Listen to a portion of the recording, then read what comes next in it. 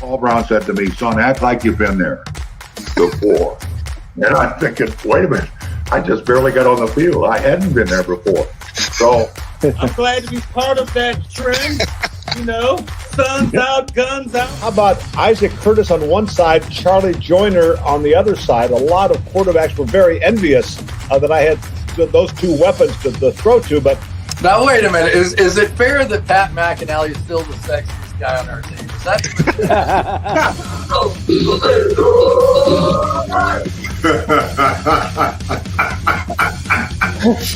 You got me there. You got me good. Darling, how you gonna be in that video not represent with a chain? Your tango, man. I got mine on.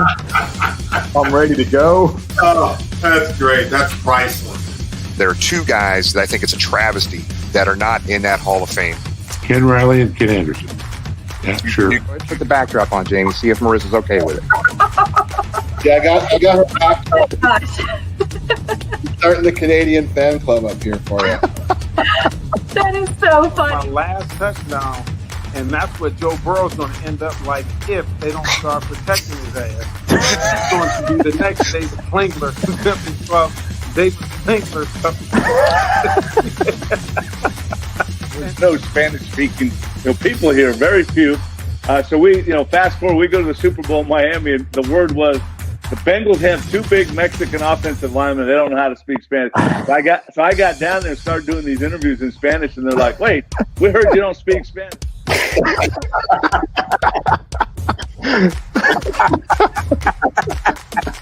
What's going on, fellas? What's going on?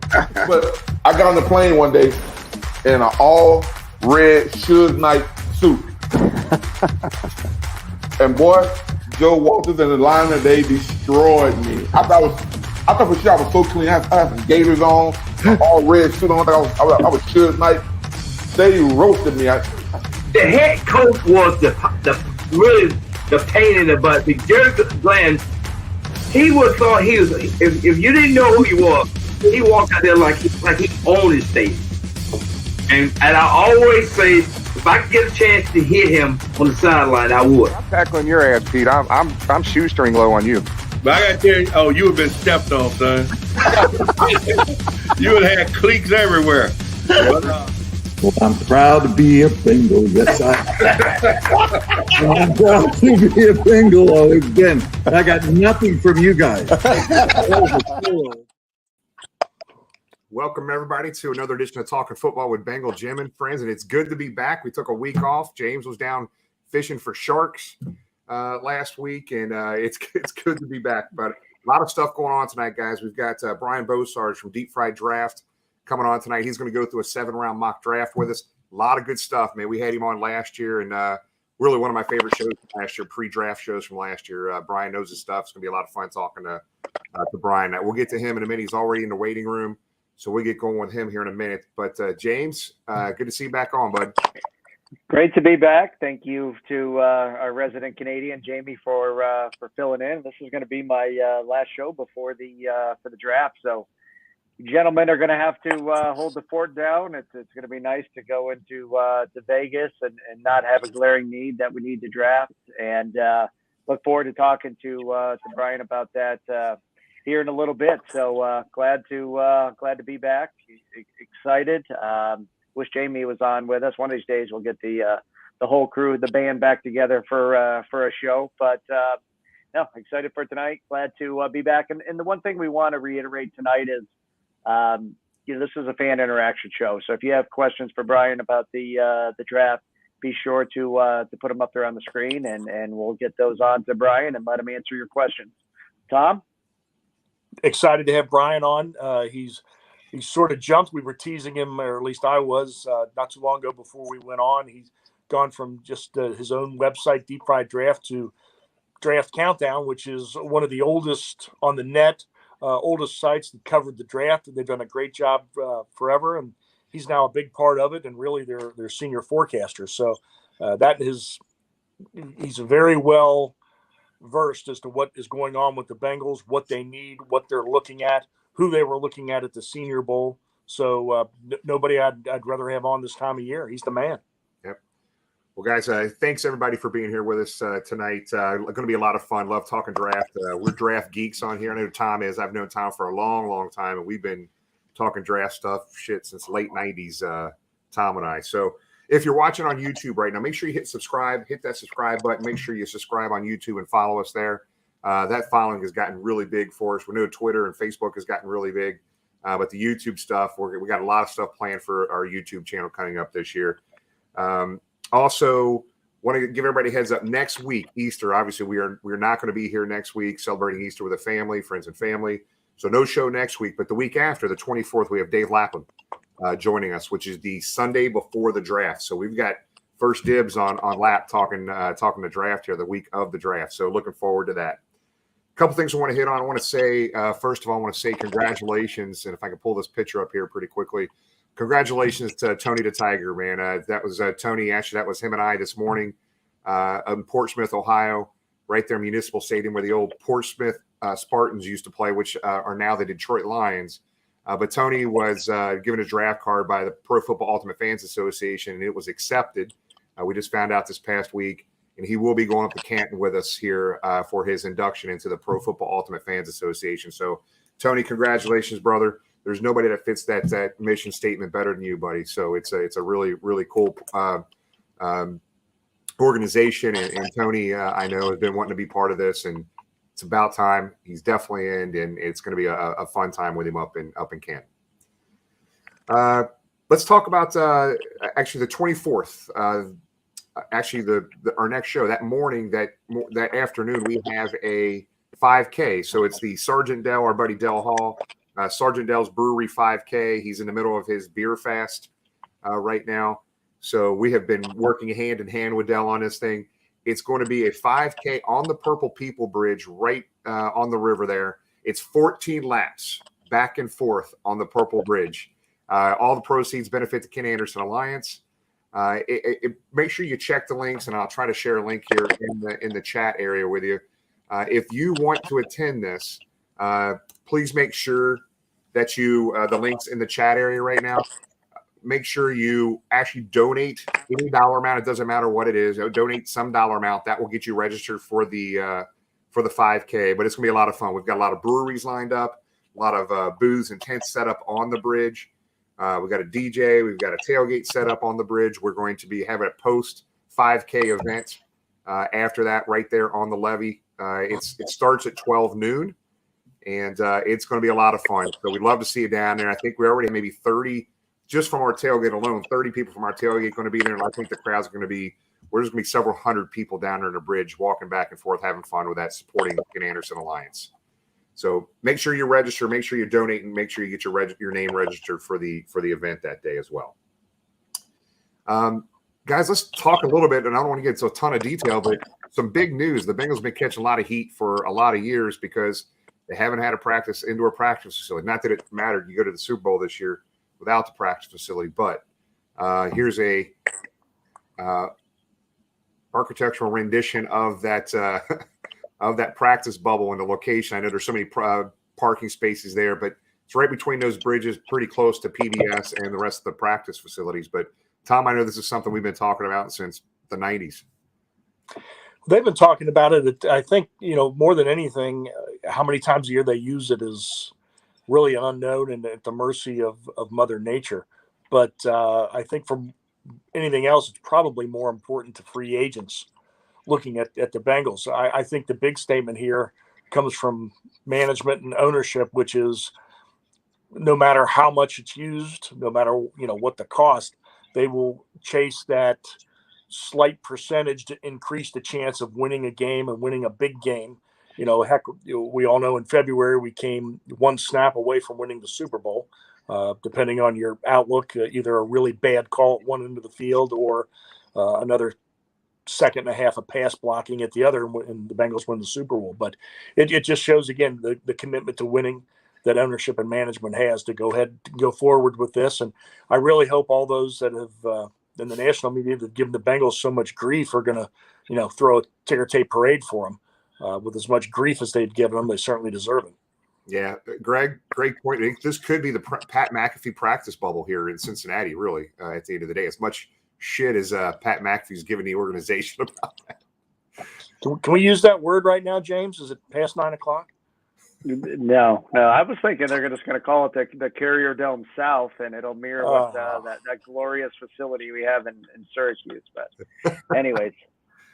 Well, hey, let's. We got Brian in the waiting room right now, guys, and we got a lot of stuff to get to. I'm pretty excited to talk some draft stuff here, guys. All right, here he is. Hey, he was. We appreciate Brian joining us. Big hit last year, as Jimmy said. We all know how excited we get for the draft every year, whether those that attended in person or just want to talk the draft. And couldn't find a better guest. This guy knows the draft, the players, the whole system inside and out. And I'd like to give a warm welcome back to Brian Bosarge with Deep Fried Draft on Twitter and Draft Countdown. Welcome back, Brian. Hey guys, man, thanks for having me back. Always good to get that return call. But before we get into draft, I got to say, man, it was so great, Jim, meeting you in person. Before I went to the first time I ever get on a plane in my life to go fly up to the wild card game. First time I've ever seen a game in PBS or in Cincinnati in general. And it was just that whole wild card game against the Raiders is so awesome. And, it was great meeting a lot of Bengals fans, that I've interacted with on Twitter over the years and stuff. It was just so awesome. That was a fun day, buddy. That was a fun day. Brian, you might have to come up for all important games you want to know at PBS. So we're going to have to get the Bengal Jim private jet down south, pick you up, and bring you up when we need that dub. We'll make sure he gets to every game if he's going to guarantee a win like he did against the Raiders. Well, some good eating in Cincinnati, too, so I don't mind coming up for that as well. There you go, buddy. Next time, Brian, you give us a call in advance, brother. We got a lot of places to get you to, bud. I will do that. So we all know with COVID, Brian, the last couple of years, Senior Bowl has been a little bit different. We know that's kind of your forte, going there, seeing the players, talking to the teams, all that good news. How was the Senior Bowl this year, as I alluded to, kind of back to normal, if there is such a thing? It was there. You know what was odd though? Not a whole lot of Bengal presence there, but that was a good thing. But it was awesome this year. Being, like you said, being back to normal. We actually got to get some one-on-one time with the players. We haven't been able to do that. Weren't able to do that last year. So get a chance to meet some of those guys, talk to a few of them, and the practices. It got kind of a bit weird this year because we had an outdoor practice in the complete rain, and then they thought it was going to rain on Thursday, and they moved it inside in advance, but it never rained. So it was kind of a weird deal there. But I mean, I'm at every practice. I'm watching films of the practice, so I'm pretty familiar with every player that came through that week for sure. We want to remind our fans, if you have a question for Brian, type them in. We'll certainly do our best to get those on. So going back to that Senior Bowl, Brian, maybe it's somebody that's not on the Bengals radar. We know the potential top 5 picks, a lot of defensive ends up there. Who was that one person that stood out to you that maybe wasn't on your radar going into the Senior Bowl? I can tell you I probably didn't have maybe a 3rd round grade on him, if that, coming in. But a guy who now I would absolutely love to be sitting on the board at 31 is Zion Johnson, the guard from Boston College. Never seen a kid with his kind of work ethic. His tape is fun because it's like he's a bouncer out there just tossing guys left and right out of the club. And then his work ethic. He had never really played center before, but the week of the Senior Bowl was kind of weird the way they structured the rosters. There weren't any true centers at the game. So Zion played center all week. And every day after practice, he's getting extra time, snapping the ball with the coaches. And then including on Wednesday, like I said, when it was a complete deluge out there, man, it was like monsoon season in Mobile. And this guy's out in the rain, snapping the ball. It was so awesome to see. Then I got a chance to talk to him after practice on that Thursday. Just such a down-to-earth kid. Any offensive line coach would love to have him. And I know, Frank Pollock would as well. It's funny you mentioned him, Brian. I had a chance to see him play at Syracuse when Syracuse played Boston College earlier this year. Certainly a big specimen along that offensive line. You did a mock draft back February 19th, I believe, for the Bengals. Did all 7 picks. That's who you had projected back there in February. As you alluded to, he may not be there at 31 anymore, right? That was pre-combine when I did that first Bengals mock draft, and he tested through the roof for a player of his size and skill level. I still think there's a chance, because, guard's not the sexiest pick. So that tends, a lot of teams aren't going to value that in that first round in a lot of cases. So if he can somehow sneak into that, into the mid to late 20s, then, maybe there's a chance, that he could fall to 31. But likely probably not. But, he could be there. Brian, talking about the Bengals pick at 31, latest they've ever picked in the first round, which is a good thing. Normally we're zoomed in on guys. This year it's very much, hey, we're at the mercy of 30 other teams because I can't see the Bengals trading up, and with good reason. But there might be some guys, and we're seeing in some of the experts like yourselves draft recently, who were very high initially, who could tumble down to 31. And the Bengals can go, and for a team that went to the Super Bowl, they can still go in a lot of directions. They still need help in the pass rush. They desperately need probably a future starting cornerback, and desperately need, depth at the cornerback position. They still need help on the offensive line, maybe at tight end, and depth at wide receiver. One name that we're starting to see drop for whatever reason, and I've never been sure why guys drop, because they don't play a game, after January, is George Karlaftis, the DE from Purdue. Do you see him going to 31, and even with the Bengals getting back Joseph Asai, going ahead and stocking up on the edge of the defense? I would not have believed that before a week ago. And then I started seeing some of the national guys have him falling into the 20s. And I believe one had him actually going 31 to the Bengals. So I initially on my wish list for the Bengals at 31 didn't have him there. I do now, because it's like, okay, now maybe he does get there. His production at Purdue was outstanding. He's got size and he's an athletic freak. And he gives you that versatility that I think the Bengals love, where he can play outside on first and second down. And then he's got the size and frame to hold up inside, on those pass rush downs to give you that extra push up the middle. So if Karlaftis does fall to 31, yeah.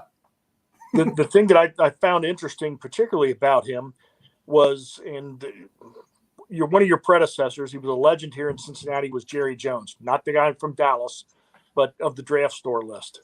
And one of the things he taught me years ago, he said, other than quarterback, at least for him, and he was very accurate with the draft, forecasting a pass rusher was the most difficult position of how they were transferred from college to quarterback. And the thing about Karlaftis is, physically, he tests as well, if not better, than both the Bosa brothers. And since he was a freshman at Purdue, he just has a nose and a method in the Big Ten of getting to the quarterback. I mean, not just sacks. He's got a lot of sacks, but consistently pressure. But, I don't know why guys fall 10 days before the draft, if maybe they get a bad interview with somebody, or, somebody's mad at their agent, but he's falling. And another guy that we're starting to see could fall for us, and we certainly wouldn't have thought of 2 months ago, on the other side of the line, is Tyler Linderbaum from Iowa. Now, we see and hear best center prospect in 10 years. Incredibly smart, incredibly athletic, certainly well coached coming from Iowa. Gets to the second level, smart, leader type. But then you start to hear the horror stories about the short arms. And he's underweight. He can't handle the nose tackles in the AFC North. And, probably another thing, if somebody old like me, the young guys up the top won't know, but we drafted the greatest college center of all time in Dave Remington. And it didn't work. He was brutally strong, very smart, but he had short arms. And particularly as a pass protector, it just never happened. Do you see him slipping to 31? And if he does, do the Bengals sprint to the podium with the card? Or let's think about this. I have Tyler Linderbaum as a top 10 prospect in this class overall. Okay. I think he's one of the best players in this class. Are the short arms concerning? Sure, because now you're you're going against the math. The math says he's not going to work out because historically speaking, it just hasn't happened. You have the outliers, of course, at everything, and you don't really ever like to say you bank on the outlier, but the power I'm not concerned about, even as he's undersized, because it doesn't show up on his tape. I mean, it's not like he's going against these tiny guys in the Big Ten every week. I mean, he's handling it, and I just love the idea of him getting out in front on those zone plays, those wide zone plays that they want to run with Mixon out wide. I love the idea of him there. In my 7-round mock draft, first time I've ever done this, it's posting tomorrow at draftcountdown.com. Tyler Linderbaum was picked 31 in that draft class. Spoiler alert. And we're going to get more into it, I do believe. Hey, Brian, so let me ask you about Tyler, man. So, I mean, just reading up as much as I can about this kid, man. I watched him many times in college, but the difference between him and maybe a Dave Remington, which obviously we were excited about back in the day, Tyler's an athlete, man. This kid's a straight up athlete, right? He is on tape, but we're not going to know by the numbers because he's not going to test. Right. So that's the other thing, because that's the other thing that I've seen a lot of Bengal fans are scared of now. Linderbaum is getting tested because we didn't get that with Billy Price, and we saw how and you know everybody saw how that went. But yeah, Dave Remington, I believe, probably before my day for sure. But I mean, they named the damn award after him in college, so I mean, I'm assuming he was pretty good coming out. Oh yeah. I mean, the one thing I'll say about Billy Price, Brian, we got a hell of a player in B.J. Hill for him. Yeah.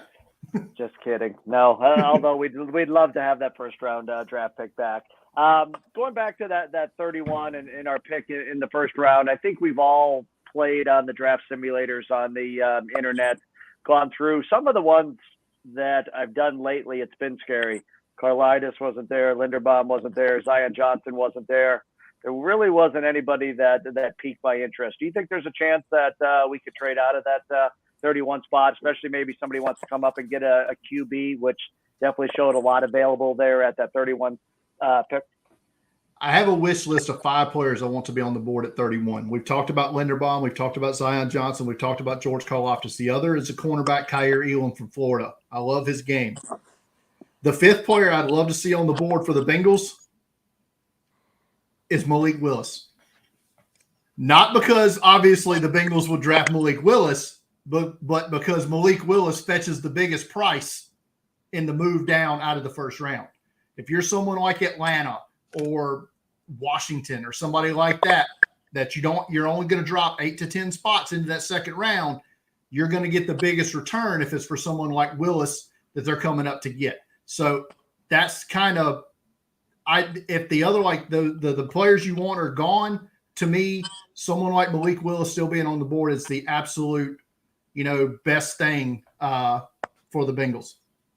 You mentioned cornerback, Brian. We saw Damien's comments. He was agreeing with you, the cornerback, Elam from Florida. Who else at that cornerback position? There's a lot of comments in here about drafting a cornerback. That's obviously another need. Who else at that defensive back position kind of sparks some interest from you? We talked about short arms with Linderbaum, and that's the only thing that scares me because you like to see the NFL or it's going to the length at corner a lot, and this guy wouldn't really meet the measurables that the Bengals have drafted at that position recently. But Roger McCreary from Auburn is one of the best pure cover men, I think, in this draft. You go watch any tape of these SEC receivers this year, Treylon Burks, John Mechie from Alabama, George Pickens from Georgia. You go back and watch their games against Auburn. They're not getting it done against McCreary. He shuts them down. He tested well, not well enough, to offset the size issues. He also came in like 5'9" or whatever. So a lot of people may be thinking he's a nickel, but I think he can hold up on the outside. Another guy there who tested really well at his pro day, Kyler Gordon from Washington, I think will be there at pick 31. I've seen a lot of simulators that has him available at 63. I don't think he's going to fall that far. So he could be definitely like in that target of a trade back scenario. You could definitely see someone like Kyler Gordon, maybe his teammate Trent McDuffie from Washington as well, but he also has shorter arms. So those are guys that I think, could be available. The Elam, I think your top guys, Sauce Gardner, sorry, Cincinnati fans who want to see the hometown kid stay, that ain't happening. And Derek Stingley from LSU, probably also not happening either. But any of the other ones I think could be available. Round 2, I see the question here from Lindsay. Kobe Bryant, UC, round 2, that's a little too rich for me, for Kobe Bryant. I thought he did well at the Senior Bowl. I think round 2 is a little high. Maybe pick 90, was it 95, I think, right around there in the third round. If he was still on the board there and you haven't drafted a corner, sure. Going back to your mock draft that you did for the Bengals back in February, you had Tariq Woolen, defensive back out of Texas San Antonio. Have you soured on him a little bit, or is that somebody you would still consider there in round 2, especially needing a defensive back? I would still consider him there at 63, just because of his size and length. He's still a bit raw, from a pure talent standpoint, but you can't teach that size and speed that he has. At the Senior Bowl, they put GPS on these guys to track them. He was the fastest guy there, 22 miles per hour during the Senior Bowl practice. And then he backs that up. It translates. He's 6'4", 205, almost 34-inch arms. And Woolen ran a, where did he go? I just had it. 4.26 40 at the combine. So that size, that speed, I don't know. I actually think that would be great for the Bengals because you maybe would not expect him to have to come in and immediately take, snaps away from Eli Apple. You can kind of ease him in a little bit. And then maybe by the end of the season, he's ready to go. Jimmy, you got anything you want to add here? Yeah. I know we got a bunch of viewer questions right now, but let's just brief them and come off, as we get to draft. Obviously, things have changed since free agency, right? So Collins, Hurst, Kappa, and Karras, man, just talk a little bit about these guys and how that changes the approach in the draft this year. It opened everything up because before they made those signings, you almost had to pencil in an offensive lineman for the Bengals at 34 or 31, or that it got crucified by everybody, because we all watched the Super Bowl. We saw what happened, but before free agency ever even starts, they quote unquote tampered with Alex Kappa, right? And he's the first signing off the board for anybody. Now he's the starting right guard. Then you bring in Ted Karras, who's a sturdy veteran in this league, has played, well the last few years, can play guard and center. So now that can still leaves that position opened up just a little bit, right? So if you want to draft a Linderbaum, well, Karras can go play guard. If you draft Zion Johnson or whatever, Karras can stay at center. And then La'el Collins was outstanding because now, that opens up not just the passing game, but the running game. You get one of the premier right tackles in the league, on your team. I mean, it's opened everything up. So now you're not shoehorning someone like Bernard Raymond from Western Michigan or, one of these, maybe the number 6 offensive tackle. You're not, trying to jam a square peg in a round hole here just because you have to. Right. So this is an interesting question here. I think I know the answer, but special teams question here. Bengals have a couple punters on the roster still right now, but give us your take on potential drafting a punter at some point. I'm going to be honest. I would draft Matt Ariza with the 3rd round pick. He's the best punter I've ever seen, ever. Now, I heard some commentary from Darren Simmons that said they're probably not good. They wouldn't bring in a punter that doesn't hold. Ariza kicked field goals for San Diego State as well, so he's never held. So I don't know if that moves him out. But Matt Ariza, San Diego State, look it up. If you haven't, anybody that's watching this hasn't seen the highlights, look up the highlights against Hawaii. Hawaii thinks they're getting one over on him. They put 2 return men back. They put one. He's kicking from the 20-yard line. They put a guy at the 30 and a guy at the 10. He kicks it over both their heads into the end zone. 80-yard punt. He had multiple 80-yard punts this year. It's the greatest punter I've ever seen. I would draft him in the 3rd round. You know what, Brian? I agree, and I defended that pick. I know you picked him in round, let me see here, the draft way back when. You drafted him in round 5, I think, of your first mock draft. Yeah. Matt out of San Diego State. And we saw what a huge game-changing effect Evan McPherson had this year. We know special teams is a third of an NFL game. What it would mean to have that punter that can change the field around. I'm 100% on board with you. You know, if he's there in 5, great, man. If you could steal him in 6, I would be all for that.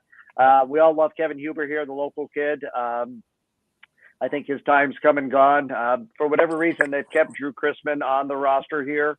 So that would be the only thing that I would say maybe they're not even looking at punter. I haven't heard the Darren Simmons thing about not holding for kicks, but man, I'm 100% on board with you. I would be behind that pick.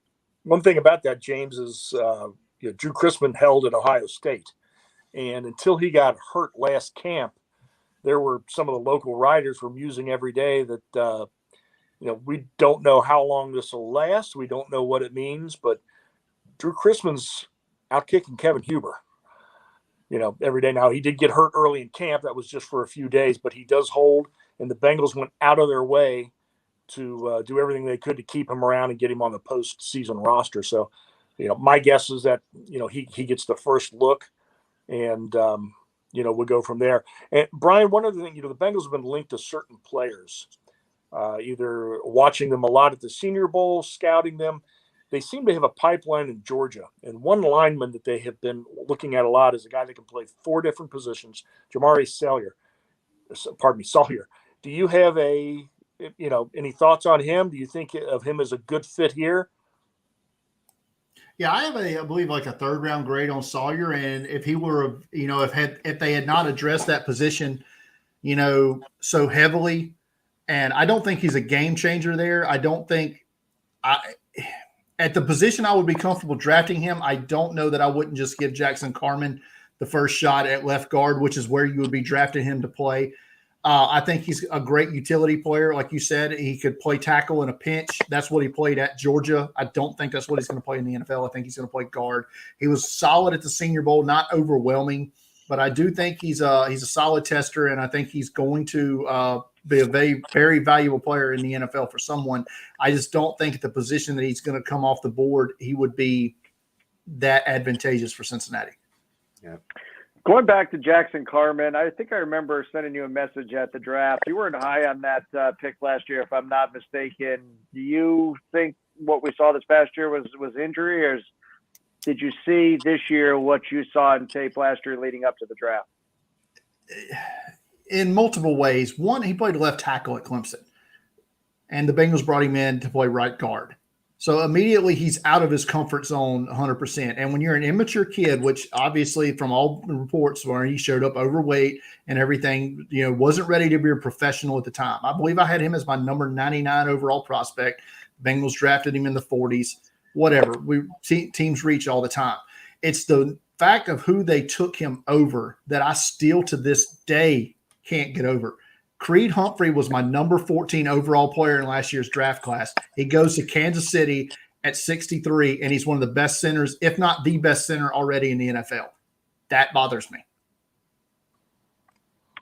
Well said. Yep. So you're sticking with it. Hopefully he'll have a bounce back. Maybe if he moves to that potential left guard, if Quentin Spain's not brought back, maybe that'll help. But it certainly scratched some heads when, I think, first of all, we traded back and then didn't draft some other guys.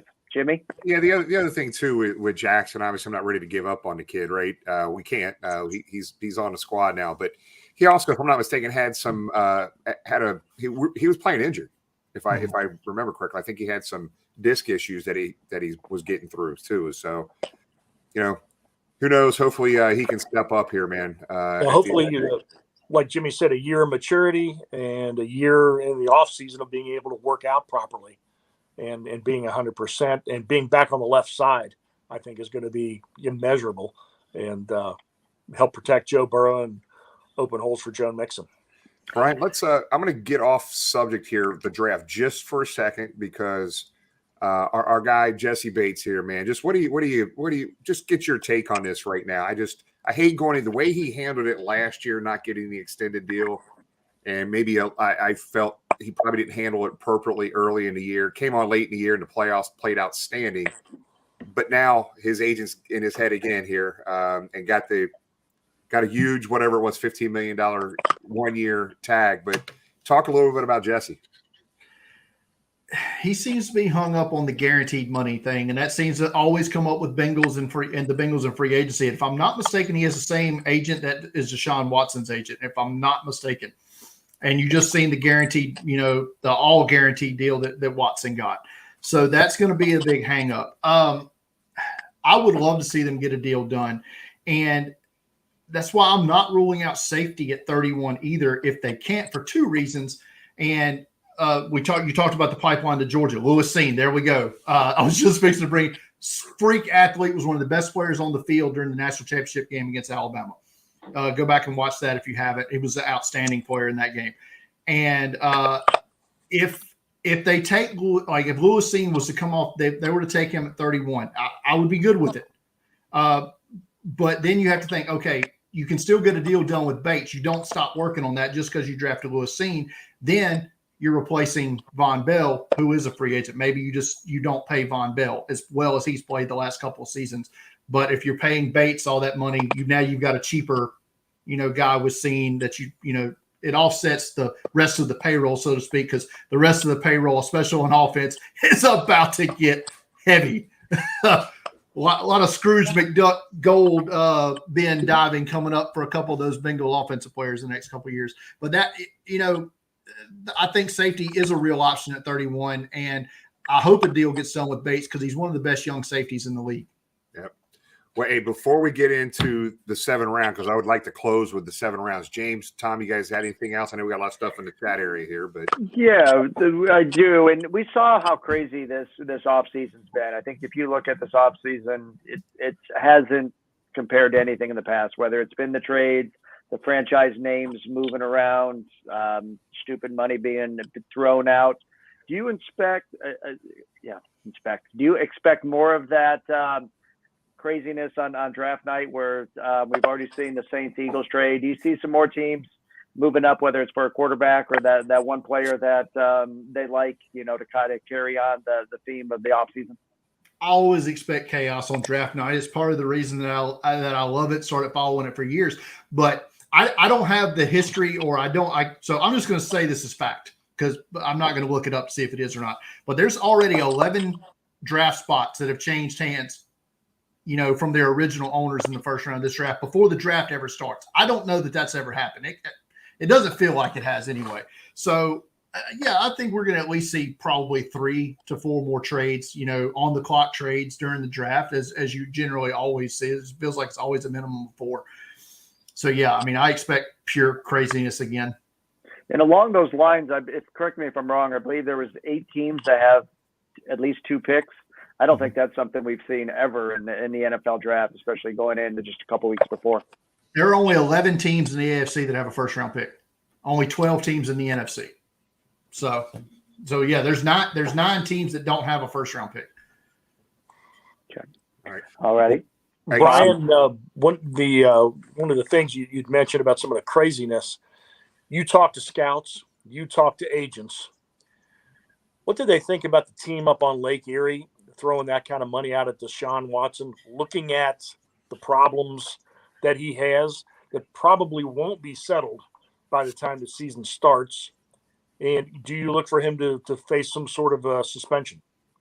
I would expect a suspension. I haven't talked to really anybody about the situation since the Browns signed him, other than a couple of guys that write about the Browns that I'm friends with, that I trust, and they're still going to pull for their team, obviously, but they're not exactly, enthralled with the situation. I do find his agent to be creative in the way that he structured his contract. Deshaun Watson only has $1 million in base salary for 2022, which means if he is suspended for any length of time, like if he's suspended for the whole season, all he loses is $1 million out of 230. Brian, what was didn't you sign close that contract to your new deal? I only signed for 210. Not 230. I'm a little disgusted with my agent, to be honest, and we may have to restructure some. And it wasn't guaranteed either.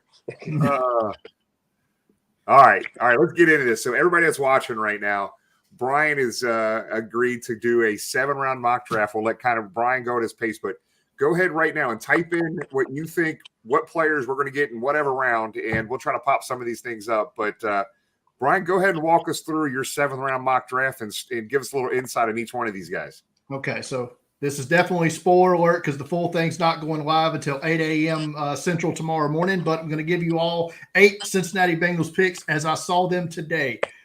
Pick 131 overall. We talked about earlier, Tyler Linderbaum, the center from Iowa. We'll move. I mean, I know, Jim, you've been talking about this for months now. This is the dream for you for 2 months. And so Tyler Linderbaum at 31, I think, allows you to move Ted Karras to left guard. Then the entire offensive line has been fixed in one off season. What was the biggest weakness is now a strength. Hold on before you do that. We're going to give our listeners here a chance to type in some 2nd-round picks. I don't think anybody here is going to argue with you on that.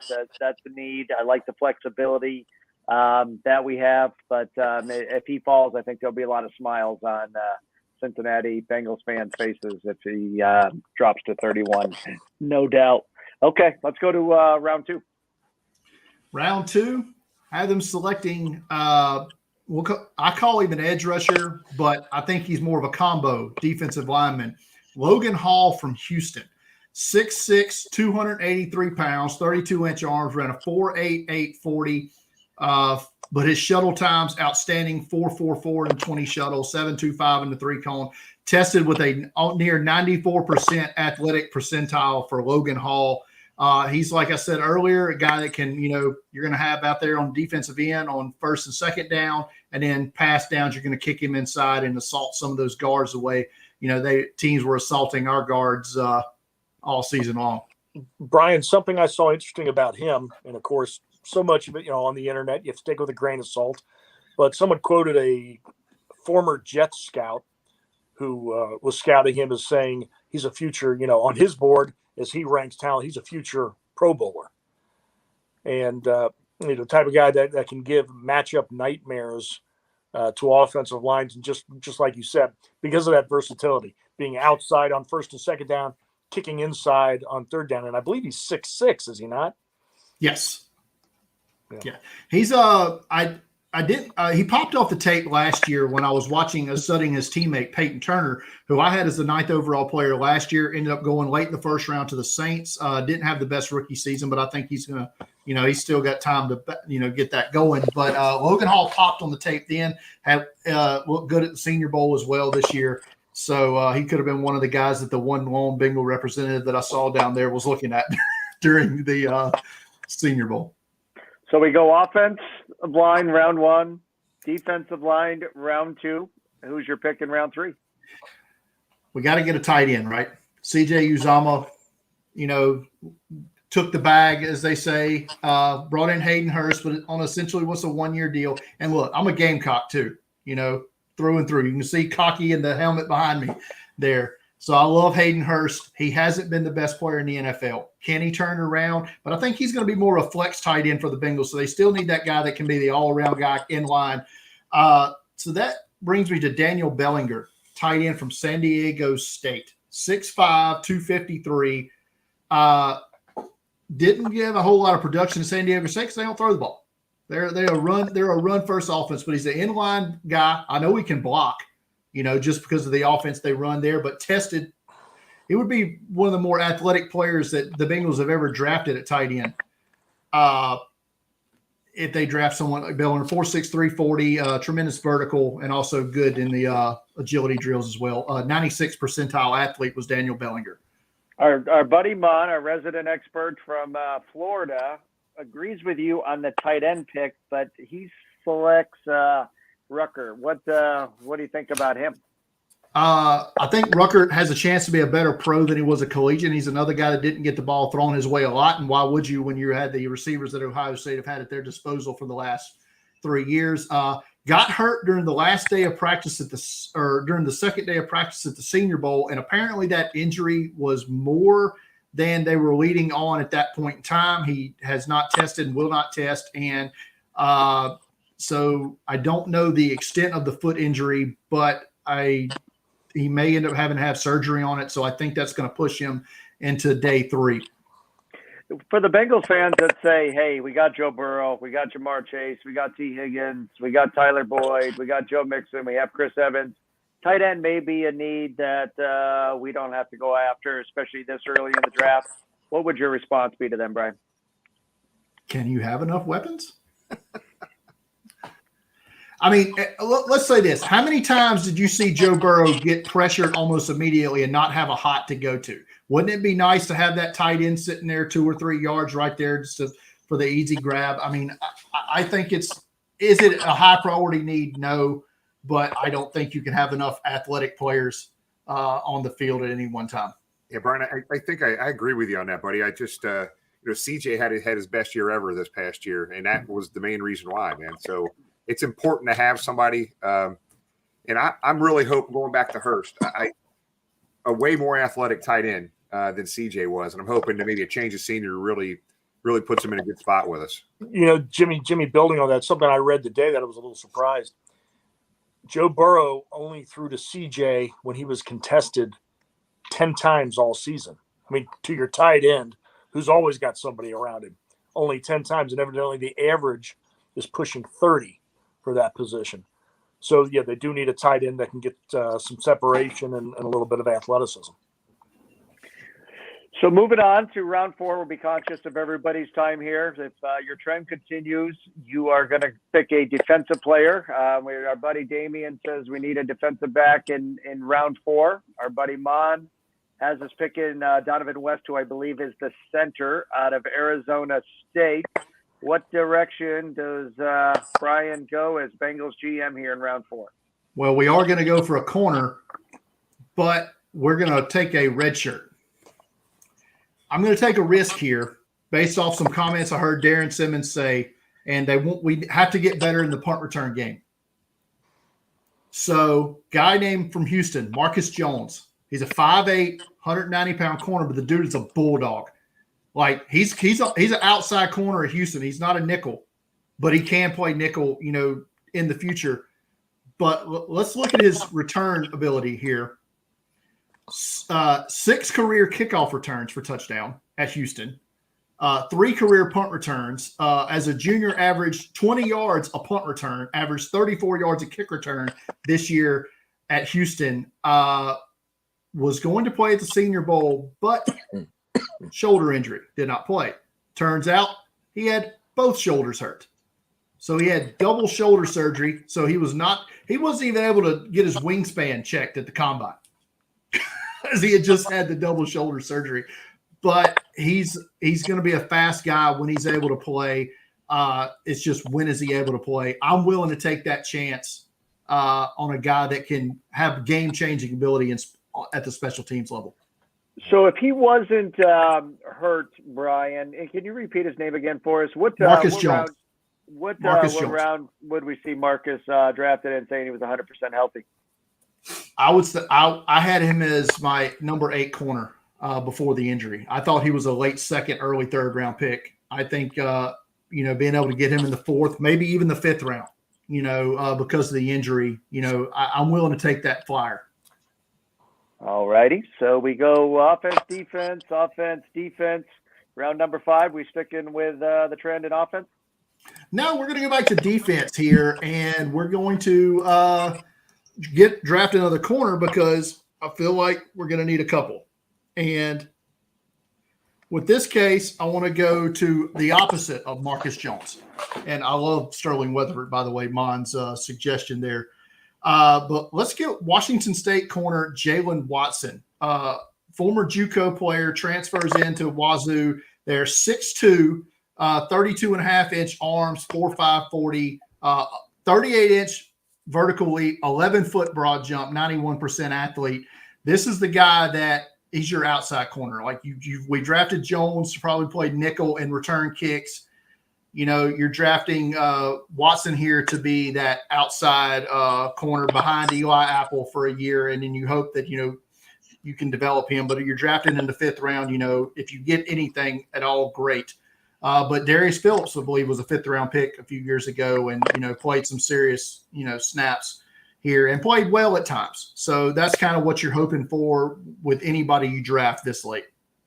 Mon did mention Sterling Weatherford, who I believe is the safety out of Miami of Ohio. A lot of the mocks that I did, he was available that 5th, 6th round, and always kind of got an A+ grade, being mid-pack. What makes him so special for being able to get him in, say, round 5 or 6? Versatility. Because at the Senior Bowl, he played linebacker all week. So he could give you that. He can cover those tight ends for you. If you want to beef him up about 10 pounds and, have him come down in the dime package and be that, extra guy in the box, he's that guy. And he's going to be a core special teams guy for you all day long, either if he's a linebacker, safety, or both. That's sort of become an in vogue thing here in the last 6 or 7 years in the NFL. Those guys that, are safeties that come down. He's 6'4", 212, so he could be that kind of versatile player. I like him a lot. We saw what Trey Flowers did. We saw, kind of covering Travis Kelce there in the playoff games. We know a lot of teams we face, obviously tight end's a big position. Is that something you could see Weatherford doing? Oh, for sure. For sure. Already. Jimmy, I apologize. You were going to No, that's okay. That's okay. Actually, I'm going to go ahead and answer now, Brian. We're through 5 rounds right now. Obviously, cornerback, we can never have enough good cornerbacks in the NFL right now. But the trend, like the last couple of years, the Bengals drafted a lot of team captains, kids from winning organizations. Do you see that trend here continuing this year? It could, and that seems to have been a thing. It's not something I really look for because I'm not at quite that level of research, I guess. But it's always a plus, right? Because your teammates, you want to fight for those guys, right? Those are the guys that the team votes for. So yeah, you want to get those guys, especially in this, like you said, in the late rounds for sure, because you want to add as many high character guys as you can.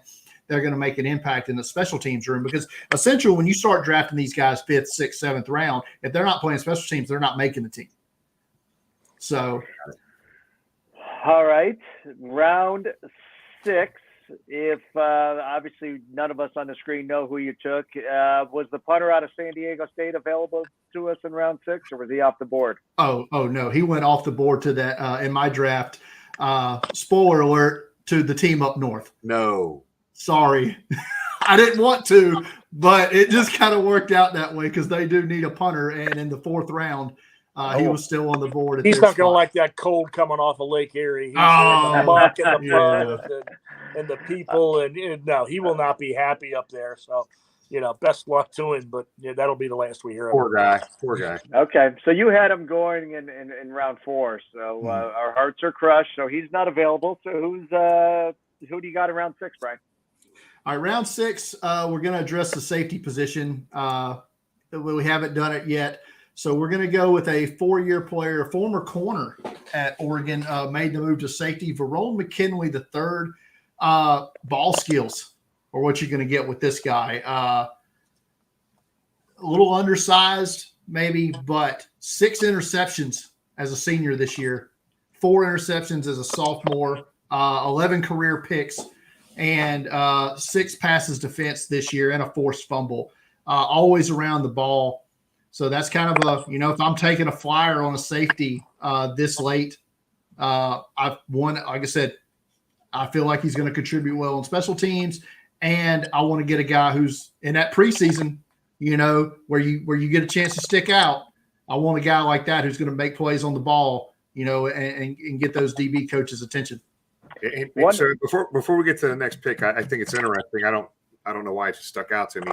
So 4 out of your 6 picks so far, Brian, 4 out of 6 are on the defensive side of the ball here, right? Yes. Yeah, we got a defensive end, 2 cornerbacks, and a safety. So yes, that is correct, Jimmy. Okay. Which One makes thing sense that- if you consider that, they've gone offense heavy a lot these Right. last couple of years. So the pendulum swings back. Yep, got it. All right. How about round 7?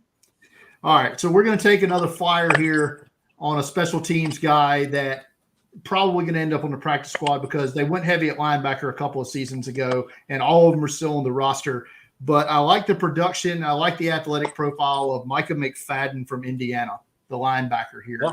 I thought as a high character guy, 4-year player for the Hoosiers there, a guy you bring in you're bringing in basically he's going to compete with Marcus Bailey to be that last linebacker that's active. Who sticks out camp on special teams. Bailey has the head start, obviously, but it's a competition draft pick here.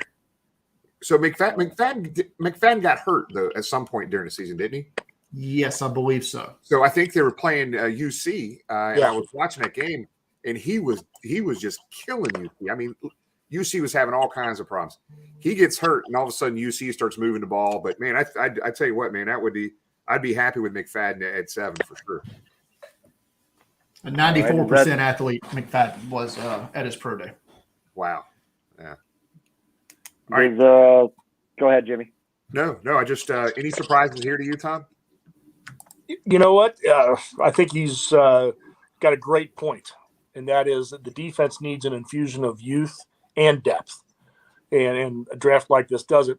About the only thing that if I'm talking to the Bengals the day after the draft is at some point, and I don't think they can do it. I think some of the roster problems are going to be solved still through free agency. I think. There's rumors Riley Reid hasn't decided if he wants to play or not, if he wants to retire. But, we do need a backup left tackle. But the other thing the only thing that would alarm me is I think they need a cornerback who can contribute, has the talent to contribute quickly this year. And any rookie cornerback, no matter where you're drafted, a veteran quarterback is licking his chops and looking his way. But they're going to need that cornerback who can step in and help this year. The one thing about the Bengals, really even the entire Marvin era, when we went to the playoffs 5 years, it seemed like there was one position group every year that was just decimated by injuries. To a degree last year, it was linebacker. They were able to get through it, and that because Logan Wilson is one tough SOB. But, I definitely think they need a top-flight corner somewhere that can be counted on early in the season. And the other thing is, I would really like somehow, a lot of people are going to get mad at this and misunderstand me. I would like a wide receiver that can contribute. It was vital that all 3 of our starters be healthy every game. As Brian said, Joe Burrow cannot have enough toys.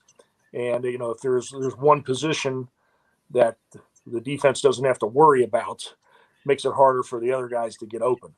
So, I really want a corner that can contribute, and I hope they can find a way to get a fast wide receiver at some point. I'm still holding out hope that Stephon Gilmore will come in on a cheap deal before the draft to play corner. He's still there. Every day he gets cheaper. I think one of the things you mentioned about the craziness of the draft is during the draft this year, guys get out of the first round, all of a sudden, bam, you start seeing some of those free agents that are still out there signing, and I think that'll be the case. And there are guys still out there that can help the Bengals, certainly at depth at the cornerback position, and hopefully, the offensive line as well. But I think for a wide receiver that might be able to come in and help this year, they're going to have to get that in the draft. I hope somehow they can find a way to do that. One thing that stood out to me, Brian, is we got a Big Ten player to start the draft and a Big Ten player to end the draft. And in between, we got a couple Conference USA guys, a couple Pac-12 guys. The last couple of years, we've seen SEC guys, Georgia, LSU, heavy. So that's one interesting point there. I have no argument other than perhaps the tight end position. Going back to wide receiver, you see Justin Ross available out of Clemson in round 2. What's your thoughts on him for an NFL player?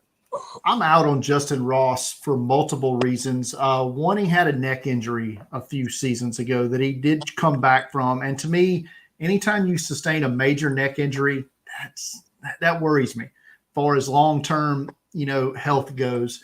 And then he tested as a 25% athlete this offseason. And I'm not saying that, because T. Higgins didn't test all that well either, but a 4.6, 440, 31-inch vertical, those are bad numbers for a wide receiver, especially if you're spending high draft capital on him. Now, if Justin Ross were available 4th or 5th round still, which I think he could be, maybe then you take that flyer on him there because the cost isn't as sunk at that point. Or if they were to move back, like we talked about earlier, from 31, and you get a couple other mid-round picks, you get a few extra toys to play with there, and it's not as hurtful if you miss. Yep. So there's a lot of talk in the chat area here, and I'd like to be able to talk about this. You just hit on a receiver. Tom talked about a receiver. Alex Pierce obviously is talking to the Bengals. Man, that's a possibility. He had a hell of a combine, didn't he? You talk about how bad of an athlete Justin Ross was. Now flip that with how good of an athlete Alex Pierce was. And yes, 4.4, 140. His 10-yard split was insane. 1.46. I mean, that's some quick get off right there. 40.5-inch vertical, almost an 11-foot broad jump. 98% athlete, Alex Pierce. 63. I'm not ruling it out. I'll say that for more reasons that you're going to have 2 big wide receiver contracts coming up. Yep. Those rookie deals. And nobody wants to talk about it, but can you pay both of them the dollar that they're probably going to get paid? I don't know. Well, I don't think so. You got Burrow, T, and Chase. Right, rookie contract. All coming up essentially at the same time. Oh, you start a GoFundMe. Damn, that's big money, brother. Live look at Mike Brown's. Here's one thing before we let you go. Obviously, we're set at quarterback. Team up north is Baltimore is. Saw Kenny Pickett on a lot of mocks going to that team in Western Pennsylvania. Do you think he's the first quarterback off the board, or do we see somebody go earlier, maybe even as high to at number 6 to the Panthers? The reason I'm hesitant about a quarterback going to the Panthers at 6 is because I think Matt Rule's coaching for his job, and I don't know that. That's the only pick Carolina currently has in the first 2 days. So I feel like they have to get a player that's going to help save their gig, right? So that's why I'm kind of off on that. You're going to see there's going to be at least 2 quarterbacks go in the first round. I just don't know when. Maybe 3, maybe more, depending on how teams view Desmond Ridder. The Pittsburgh Steelers have not made any hiding there about who they want. They want Malik Willis. They've been all over him since the Senior Bowl. They were all over him at the Combine. They've been all over him at his pro day. This is like the worst kept secret in the NFL right now, how much Mike Tomlin wants Malik Willis on his team. If he's there at 20, he's gone. He's there. New Orleans, I still feel is a chance to draft a quarterback. I would like to see how they look with Jameis Winston. They played very well with Jameis Winston, before his injury last year. So I'd like to see, if him get a full year and a chance there in New Orleans. But they could draft a quarterback. Not ruling out the Commanders from drafting a new quarterback after they realized they traded for Carson Wentz, and what a horrible mistake we've made.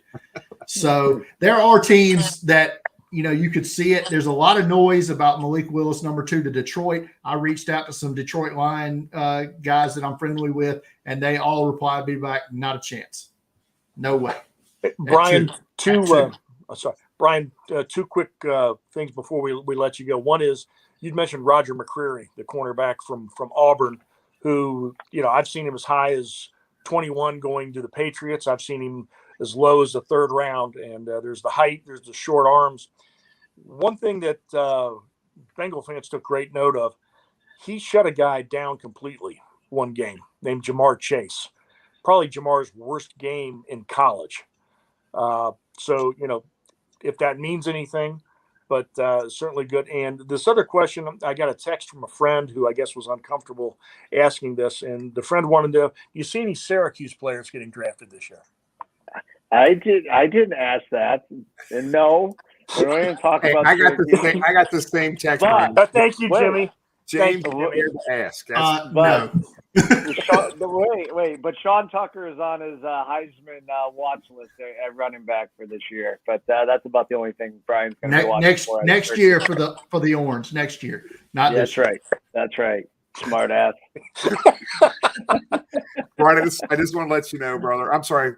Did you, Tom? Was that a question there that I missed for Brian? Maybe thinking about Syracuse players here. We're good. I got that from a friend. Same friend you got it from. Yeah. Hey, Brian, I just want to let you, James did volunteer a bottle of bourbon for every correct pick that the Bengals get that you just did tonight. So it's not the cheap stuff either, man. It's the nice bourbon too. So yeah, I hope he gets 7 bottles of bourbon from James. You got to come up to a tailgate to get him to cash in. Fair enough. Pick him up. If only I drank. Oh, these are nice Christmas presents, Brian. There you go. Well, Brian, brother, hey, man, it means a lot you being with us, man. We had a great time with you last year, and I know James and Tom, we enjoyed having you, buddy. So thanks so much, man. And so tell everybody again right now where to follow you, where to watch you, and you're dropping the 7-round mock that you did for us. You're dropping it live when? It's going to go live at 9 Eastern, 8 Central tomorrow at draftcountdown.com. You can follow everything that we do there. Me and my partner, Shane, the only good Steelers fan out there. You can follow all our work at draftcountdown.com. During the draft, all 3 days live, we're live streaming on our YouTube channel, youtube.com/thedraftcountdown. If you get tired of watching ESPN and NFL Network, man, turn us on. We're going to break down every pick all 3 days over at our YouTube channel. Brian, do you guys go to commercial every time the Bengals are going to pick? I always thought that all these years watching the draft, and then I get on Twitter and realize this is not just me thinking this, right? This is a real conspiracy. It's remarkable the smaller market teams, they always go to commercial. Rich Eisen even laughed about it one year. He a couple years back, he said, Bengal fans, it's not. I think he said something to Jacksonville fans too, but he said, we do not pick. And then with that, the Bengals were on the clock, and he said, "Oh my God, Bengal fans, I am sorry. We're going to commercial right now. It's nothing personal," as they, drifted off to the same commercial you've already seen 15 times. But it'll probably tune you in. A commercial, probably another damn progressive commercial. Okay. So, well, Brian, we appreciate it, buddy. I know this is this is like CPA season for you. You're an accountant. You're busy as hell, brother, and you do a great job, brother. Up and coming, been doing it for a long time, and everybody loves you, man. We appreciate you being with us. Hey, man, I appreciate it. Congrats on the website. Guys. Thanks a lot, guys. Appreciate you having me on. See you, man. Awesome. Thanks, Brian.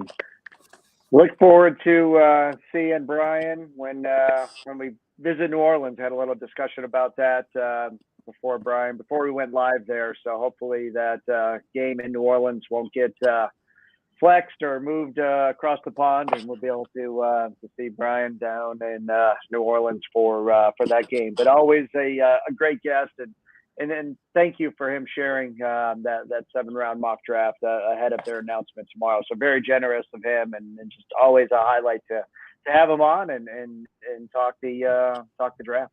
I know last week, Jimmy, you were taking care of some business and also spending some time with the family. James, you were out fishing on your yacht.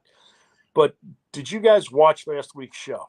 The disturbing thing, you mentioned New Orleans, the disturbing statement that was made by our producer / co-host.